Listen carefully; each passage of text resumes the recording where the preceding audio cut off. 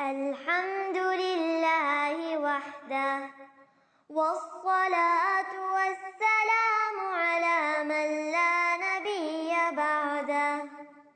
ربنا تقبل منا إنك أنت السميع العليم، وتب علينا إنك أنت التواب الرحيم. ربنا آتنا في الدنيا حسنة وفي الآخرة حسنة وقنا عذاب النار، وأدخلنا الجنة برحمتك يا عزيز يا غفار. اللهم إنك عفو تحب العفو فاعف عنا.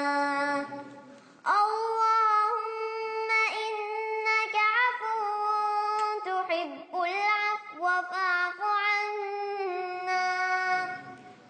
اللهم اجعل القرآن الكريم ربيع قلوبنا ونور صدورنا.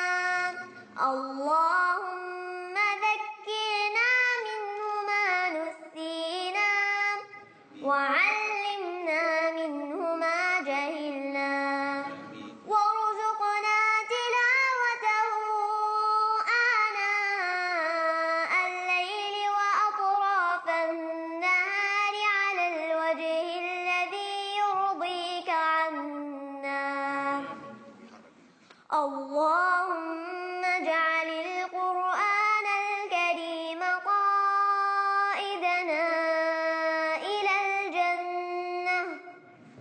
اللهم تقبل صيامنا وصلاتنا وصالح أعمالنا، وآخر دعوانا أن الحمد لله رب العالمين. وصل اللهم وسلم وبارك على سيدنا محمد وعلى آله وأصحابه أجمعين. آمين يا رب العالمين.